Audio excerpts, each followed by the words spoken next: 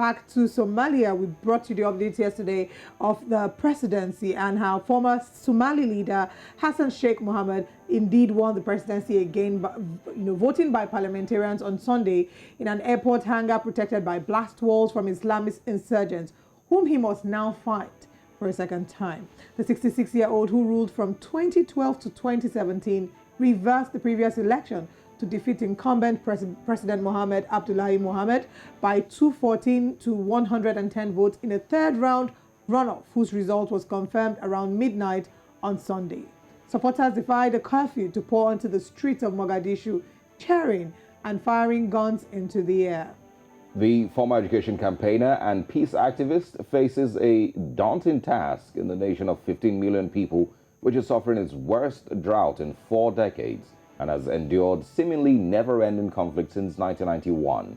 Now let's bring in Babatunde Oguntimehin from our research desk. Good morning, Tunde. Thanks for joining us. Hi, good afternoon. All right, so finally, Somalia has a new president after a very, very long and, some have said marathon vote. How was the road to the presidency for him? Thank you very much. Thanks for having me. It's been a very long and tortuous road. The problem in Somalia had been on since 2000, when we were supposed to have elections, but they had to postpone it because of the COVID-19 emergencies.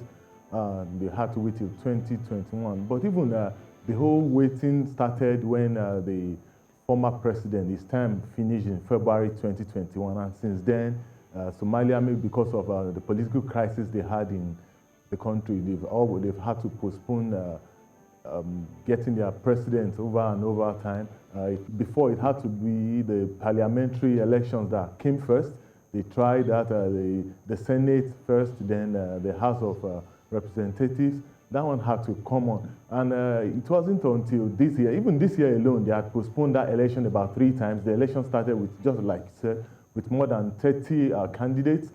And that's the first round. It went to the second round, where they dropped it to 4 people made up of about 4 former presidents.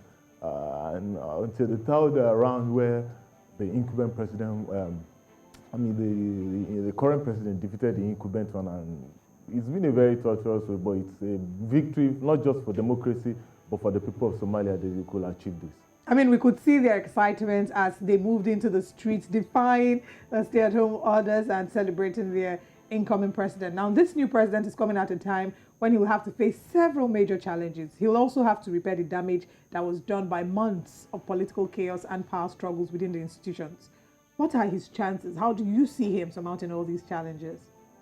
Definitely, this is a very challenging time for Somalia. It's good they've been able to have this election. It's been long coming. Somalia has been immersed in so much trouble since 1991, when the dictator went out. That's almost 30 years ago. And for almost 50 years now, they've never had a one-man, one-vote. The process had been the House of the Representatives voting, like the current one, the last one that happened, they had to do it behind walls because of the insecurity that had been plaguing them. There's so much troubles on ground in Somalia.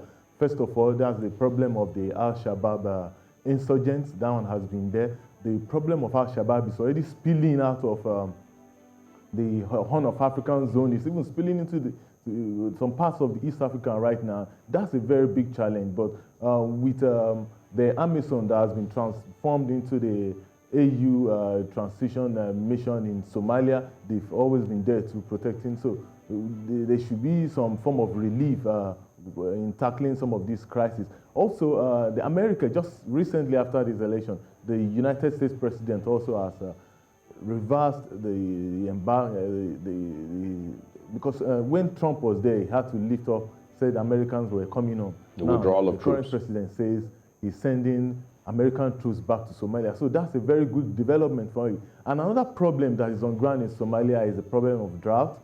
The UN agency on humanitarian affairs said almost 15 to 18 million people in that zone, not just Somalia, the whole of the Horn of African zone, from Eritrea to Djibouti to Ethiopia, Sudan. There's a problem of drought, and the UN organization is scared that it could snowball into famine. So that one is another problem on ground too.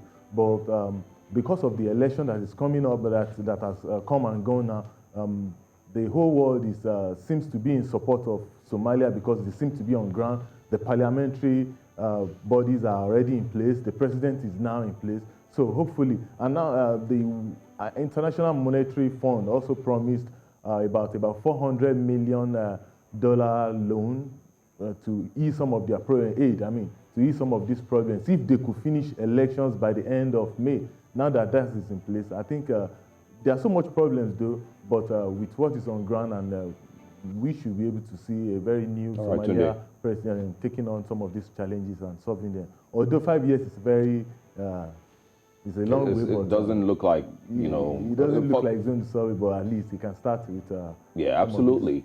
But one thing, good thing that you already mentioned security challenges, in that region, the Horn of Africa, as it's popularly called, it's been a troubled zone for a long time. If Somalia is able to achieve some form of stability, what do you think this might, or how do you think this might impact the peace and development in that entire region? Yes, it is a very good development coming out of Somalia right now. Like I said earlier on, the Horn of Africa has been plagued with so much challenges. If you look at Ethiopia, there's been a civil crisis there, and it's just a ceasefire that just came up recently that is trying to instill some peace there. Sudan is still boiling too. But with Somalia coming out of some of these political crises to hold a very good election and putting a president in place, we hope to see some of these peace coming out of Somalia spreading to other parts of the Horn of Africa, so that some of these challenges might be able to be overcome.